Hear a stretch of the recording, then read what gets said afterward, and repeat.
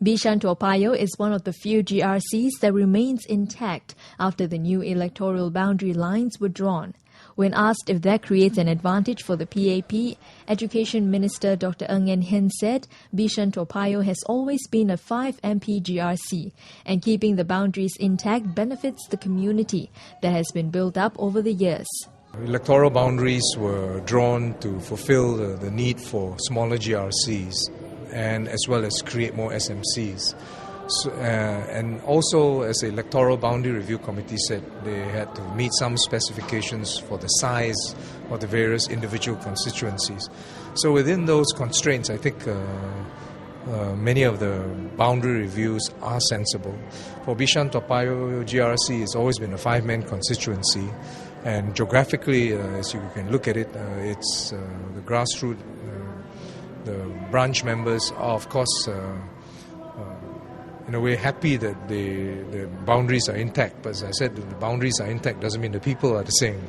But whatever it is, I think the main important point is that we must continue to serve the residents.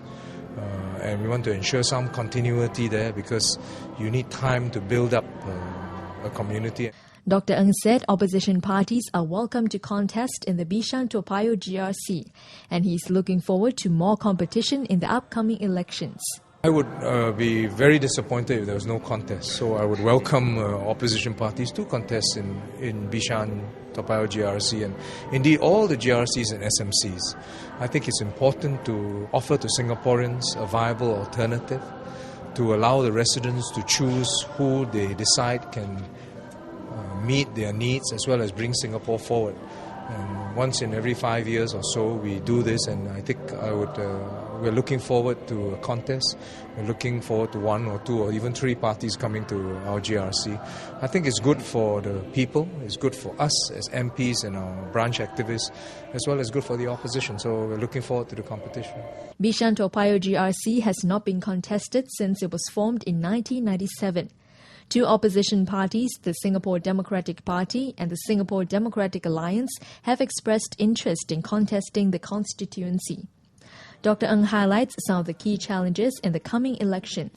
It's very important that we bring in people who can identify with the youth, as well as people with proven administrative capabilities to be able to lead Singapore on. I think that's something that the PAP has continued, that has done for the last 50 years, and that if the people trust us with their vote, we will want to continue to do. So the main issue for us in this general election is succession and leadership renewal and continued progress. And for Bishan Toa Payoh GRC, one of the most significant challenges for the next decade is our aging population.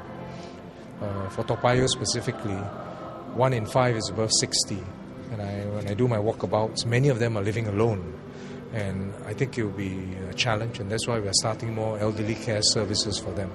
Dr. Ng was speaking on the sidelines of the ACS 125th Founders' Day celebration at the Singapore Indoor Stadium.